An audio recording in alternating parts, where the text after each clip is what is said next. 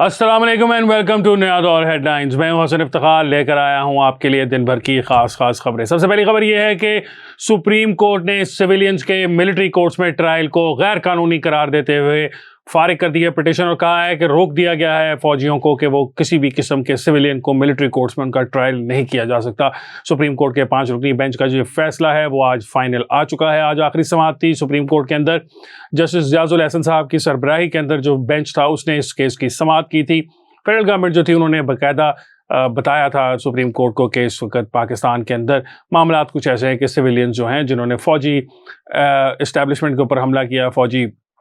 तनसीबात के ऊपर हमला किया, उनके खिलाफ जो है मिलिट्री कोर्ट्स में केसेस चलाए जाएंगे। लेकिन सुप्रीम कोर्ट ने कहा है कि किसी भी सिविलियन का मिलिट्री कोर्ट्स के अंदर ट्रायल नहीं किया जा सकता और ये फैसला आ चुका है। अब इसके बाद आने वाले दिनों में पाकिस्तान की जो मौजूदा इस्टेब्लिशमेंट है उसके लिए मसाइल का एक अंबार खड़ा होने वाला है, क्योंकि बहुत सारे ऐसे केसेस हैं जिनके बारे में वो तैयारी किए बैठे थे कि इन लोगों को वो मिलिट्री कोर्ट से सजाएं दिलवाएंगे। तकरीबन 102 के करीब लोग थे जिनको मिलिट्री कोर्ट्स में सजाएं दिलवाई जानी थी या जिनके ऊपर मिलिट्री कोर्ट्स में केसेस चलाए जा रहे थे। लेकिन अब सुप्रीम कोर्ट के इस फैसले के बाद वो तमाम के तमाम केसेस जो हैं वो वापस इंतसराती दहशतगर्दी की अदालतों को भेज दिए जाएंगे और तमाम केसेस जो हैं वहाँ चलाए जाएंगे। सुप्रीम कोर्ट के अंदर मुख्तलिफ किस्म के इसके बारे में दोनों तरफ से उन्होंने अपने आर्ग्यूमेंट्स दिए थे, दोनों तरफ से अपने दलाइल दिए गए थे।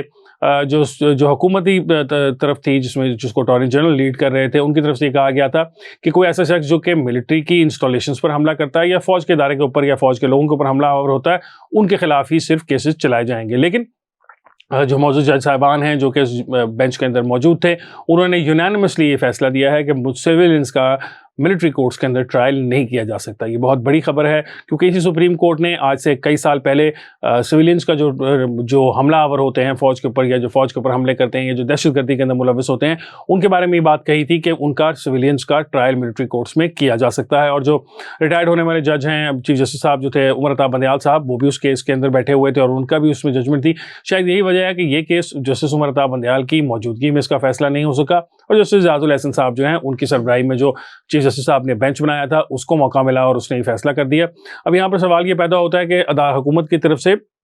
सुप्रीम कोर्ट के अंदर तकरीबन 9 ऐसे एफिडेविट भी जमा कराए गए जो कि उन लोगों के थे जिनके ऊपर मिलिट्री कोर्ट्स में केसेस चल रहे हैं और उन लोगों का हैरानकुन तौर पर यह कहना था कि उनको मिलिट्री कोर्ट में चलने वाले केसेस पर कोई एतराज़ नहीं है बल्कि वहाँ से उनको स्पीडी जस्टिस मिल सकता है। तो वो ये चाहते हैं कि उनके कोई केसेस जो हैं वो मिलिट्री कोर्ट्स में ही चलाए जाएं, यानी कि मिलिट्री कोर्ट्स के अंदर सिविलियंस का केस चलाने के को सपोर्ट करने के लिए सपोर्टिंग एविडेंस के तौर पे उन 9 लोगों के एफिडेविट जमा कराए गए थे जो कि जिन पर ऑलरेडी ही केसेस चल रहे हैं। हैरानकुन बात है, कोई शख्स क्यों चाहेगा कि अगर उसका आम सिविलियन कोर्ट में ट्रायल हो सकता है तो उसको छोड़कर मिलिट्री कोर्ट के अंदर ट्रायल किया जाए। और मेरा ख्याल है यही बात जो थी सुप्रीम कोर्ट ने भी रेज़ की और उन्होंने भी इस बारे में यही कहा कि ये अजीब सी बात लगती है कि आप चाहते हैं कि जो लोग आपकी तहवील में हैं आप उन्हीं के बयानात को बुनियाद बनाकर ये चाहते हैं कि हम माजी के अंदर हम मुस्तकबिल के अंदर आपको ऐसे काम करने की इजाज़त देते हैं, तो ऐसी किसी किस्म का काम करने की इजाज़त नहीं दी जा सकती। अब आने वाले दिनों में पाकिस्तान तहरीक इंसाफ के जो रहनुमा और कारकुनान जो हैं वो जेलों में हैं जिनके ऊपर इनके इसके तहत केसेस चलने वाले थे, उनको इससे कितना फ़ायदा होता है ये तो वक्त ही बताएगा। लेकिन आज कम से कम पाकिस्तान की सुप्रीम कोर्ट ने ये फैसला ज़रूर किया है कि सिविलियंस का जो हक है लॉ को यानी कि अदालतों को अप्रोच करने का और वो सारा कुछ जो तरीकाकार है उसके अंदर मिलिट्री कोर्ट्स की किसी सूरत भी गुंजाइश मौजूद नहीं है। यूनानिमस डिसीजन जैसे कि मैंने आपको पहले बताया कि तमाम के तमाम जजेस जो बेंच के ऊपर मौजूद थे उन सब ने इस बात से एग्री किया। अब ऑब्वियसली जब उसका रिटन फैसला आएगा और फिर उसके ऊपर हो सकता है कि वफाकी हुकूमत अपील के अंदर के लिए भी चली जाएगी, अपील की तरफ जाने की कोशिश भी करे और हो सकता है कि वफाकी हुकूमत इस फैसले को सर झुकाकर तस्लीम कर ले और आने वाले दिनों के अंदर जो तमाम केसेज हैं उनको एंटी टेररिज्म कोर्ट यानी कि दहशतगर्दी की अदालतों में ही चलाया जाए। आज के दिन की दूसरी खबर यह है कि इमरान खान साहब पर साइफर केस के अंदर फर्द जुर्म आयद कर दी गई। इमरान खान साहब और शाह महमूद कुरैशी साहब जो हैं उनके ऊपर आप सबको पता है कि साइफर केस चल रहा है। दोनों इस वक्त अडयाला जेल के अंदर हैं। वहीं पर अडयाला जेल के अंदर ही स्पेशल जो कोर्ट बनाई गई है उसके जज अबुल हसनाद साहब जो हैं वो वहीं जाते हैं, वहीं जाकर तमाम कार्रवाई करते हैं। पिछली दफ़ा जब उनके ऊपर फर्द जुर्म आयद करने की कोशिश की गई तो उनके वकीला ने यह कहा कि उनको चालान नहीं प्रोवाइड किए गए, चालान की कॉपीज़ नहीं प्रोवाइड की गई और जब चालान की कॉपीज़ प्रोवाइड कर दी गई तो कहा गया कि इसके ऊपर चूँकि मुलजमान के दस्तखत नहीं हैं तो इसके ऊपर या उन्होंने वसूली के दस्तखत नहीं किए तो इसलिए चालान की वसूली जो है और उसके बाद फर्द जुर्म जो आयद करने का सारा सिस्टम था उसको उन्होंने मज़ीद डिले कर दिया। पहले दिन से ही पाकिस्तान तहरीक इंसाफ के लॉयर्स की इस सारे केस के अंदर यही कोशिश रही है कि किसी न किसी सूरत में इस केस का जो ट्रायल हो रहा है यानी कि जो सारा कुछ है उसको रोक दिया जाए। उसके लिए वो बारहा उसके लिए वो कई मरतबा जो है इस्लामाबाद हाई कोर्ट भी गए और इस तरह आला अदालतों में भी जाने की कोशिश करते हैं कि उन्होंने सुप्रीम कोर्ट में भी कोशिश की कि वहाँ भी दरख्वास्त दायर करके वो इस केस की कार्रवाई को रुकवा दिया जाए या सस्पेंड करा दिया जाए, लेकिन उनको कहीं से भी कोई रिलीफ नहीं मिला और आखिरकार इमरान खान साहब पर और शाह महमूद कुरैशी साहब पर फर्द जुर्म आयद हो गई। ये बहुत खतरनाक केस है। साइफर केस जो है उसके अंदर इमरान खान साहब और शाह महमूद कुरैशी साहब दोनों को जो है तकरीबन 14 साल की सज़ा हो सकती है और इसके अंदर हुकूमत के पास बहुत ज़्यादा स्ट्रॉन्ग केस ये इसलिए भी है क्योंकि उनके पास तकरीबन 17 के करीब ऐसे गवाहान हैं जिनकी फहरिस्त जो है अदालत को प्रोवाइड की गई है और 27 तारीख से उन गवाहों पर जिरा भी होगी जो कि इमरान खान साहब और शाह महमूद कुरैशी साहब के खिलाफ गवाहियाँ देंगे। और ये आम लोग नहीं हैं, क्योंकि वो लोग नहीं हैं, उनके सियासी जमात के लोग जो तो होंगे ही होंगे। इसके अंदर सबसे इंपॉर्टेंट चीज़ ये है कि साबका जो सफ़ीर थे अमेरिका के अंदर वो जो हैं वो भी इसके अंदर आएंगे और उसके अलावा जो इमरान खान साहब के उस वक़्त के प्रिंसिपल सेक्रेटरी थे आज़म खान साहब, वो भी इसके अंदर हैं। और ये सब लोग जो हैं इन सब ने अपने एफिडेविट्स जो बयानात वो दे चुके हैं, बयानात वो रिकॉर्ड करवा चुके हैं, लिख कर दे चुके हैं। उसके अंदर इमरान खान साहब को ही मुर्द इल्ज़ाम ठहराया है कि उन्होंने एक ऐसा खुफिया दस्तावेज़ जिसको उनको वज़ीर आज़म होने के नाते उनको दिया गया था, वो उन्होंने ना सिर्फ उसके राज जो थे वो अफ़शा किए, उन्होंने आम पब्लिक में बताया, बल्कि वो साइफ़र घुमा भी दिया। अब जो नई कानून साजी हो चुकी है पार्लियामेंट की तरफ से, उसके तहत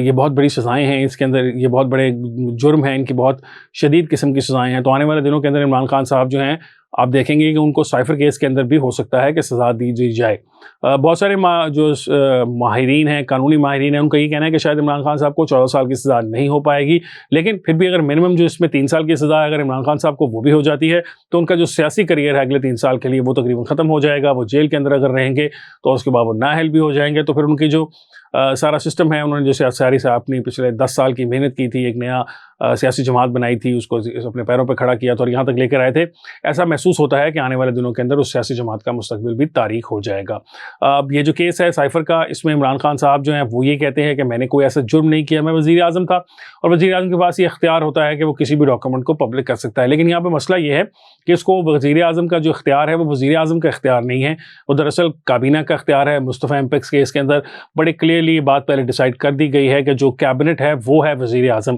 खाली वज़ीर आज़म कुछ नहीं कर सकता और कैबिनेट जो है उसका अप्रूवल कहीं पर भी नहीं लिया गया था इस डॉक्यूमेंट को पब्लिक करने के लिए। तो इमरान खान साहब यहाँ पर भी बुरे तरीके से फंसेंगे। और इसके अलावा ये बात भी है कि उस कैबिनेट के अंदर बैठे बहुत सारे मेंबरान जो हैं, बहुत सारे जो साबिक वफाकी वज़रा हैं, वो भी इमरान खान साहब के खिलाफ गवाही देने को तैयार बैठे हुए हैं। तो इमरान खान साहब जो हैं इस केस के अंदर उनका बचना मुश्किल नज़र आ रहा है और अदालतों के अंदर ही रहेंगे। आज आखिरी जो हमारा प्रोग्राम का सेगमेंट है उसके अंदर नवाज शरीफ साहब जो हैं उन्होंने अपनी जो सज़ाएँ हैं उनके खिलाफ अपील दायर कर दी है इस्लामाबाद हाई कोर्ट के अंदर अल अज़ीज़ी। और दूसरी केस के अंदर आपको ये पता होना चाहिए कि इन केसेस के अंदर जो उनके शरीक मुल्ज़मान थे, मरीम नवाज़ साहिबा और सफदर साहब जो हैं, उनको ना सिर्फ उनकी सज़ाएँ माफ़ हो चुकी हैं, नैब कोर्ट की जो कन्विक्शन थी वो ख़त्म कर दी गई है, बल्कि उनको बाइज़्ज़त बरी भी कर दिया गया है। नवाज शरीफ साहब को इस केस के अंदर उस वक़्त रिलीफ इसलिए नहीं मिल सका था क्योंकि नवाज शरीफ साहब पाकिस्तान से जा चुके थे और इस वक़्त वो इश्तिहारी थे। पाकिस्तान से वो ये वादा करके गए थे कि वो 4 हफ़्तों के बाद पाकिस्तान वापस आ जाएंगे, लेकिन तकरीबन 4 साल के बाद वो हफ़्ते के रोज़ पाकिस्तान वापस आए हैं। तो इसकी वजह से उनको इश्तिहारी करार दिए गए जाने की वजह से उनको जो रिलीफ था इन केसेस के अंदर नहीं मिल सका था। तो अब उम्मीद यही कर रहे हैं पाकिस्तान मुस्लिम लीग नून के जो दोस्त हैं, उनके जो वकील हैं अमजद अजीज़ साहब, वो भी यही सोच रहे हैं कि शायद अब आने वाले दिनों के अंदर नवाज शरीफ साहब को भी तकरीबन उसी किस्म का फ़ायदा हासिल हो जाएगा जो कि मरीम नवाज साहिबा को और सफदर साहब को, कैप्टन सफदर साहब को पहले ही हो चुका हुआ है। अब आने वाला वक्त ही बताएगा कि क्या इस्लामाबाद हाई कोर्ट जो है वो इतनी आसानी से नवाज शरीफ साहब को रिलीफ दे देती है या नहीं। और अगर नवाज शरीफ साहब को उससे रिलीफ मिल जाता है तो नवाज शरीफ साहब का सियासी रास्ता जो है वो भरपूर तरीके से क्लियर हो जाएगा, क्योंकि उनकी जो पहली नाअहली सुप्रीम कोर्ट की जानिब से थी उसकी भी जब पार्लियामेंट ने नाअहली की मुद्दत 5 साल मुकर्रर कर दी तो वो नाअहली जो है वो भी ख़त्म हो जाएगी। और अगर ये मौजूदा जो उनकी कन्विक्शंस हैं इनको भी साइड पर कर दिया जाएगा या इस्लामाबाद हाई कोर्ट उनको उठाकर साइड पर कर देगी या रख देगी, तो उसके बाद नवाज शरीफ साहब का सियासी जो रास्ता है वो खुल जाएगा। उसके बाद वो ना सिर्फ कैंपेन कर सकेंगे खुलकर, बल्कि वो वज़ीर आज़म के कैंडिडेट भी बन सकते हैं, कौमी असम्बली के मेंबर भी बन सकते हैं। और हो सकता है कि जनवरी के अंदर जब इलेक्शन हो तो उसके बाद वो अपनी पार्टी को लीड करते हुए अगर उनकी पार्टी इसके अंदर सीटें निकाल कर ले जाए तो वो पाकिस्तान के अगले वज़ीर आज़म भी बन सकेंगे 4थी दफ़ा। अब तक के प्रोग्राम के लिए इतना ही है। इंशाल्लाह आपसे मुलाकात होगी कल एक और प्रोग्राम के साथ। मुझे हसन इफ्तिखार को दीजिए इजाज़त। अल्लाह हाफ़िज़।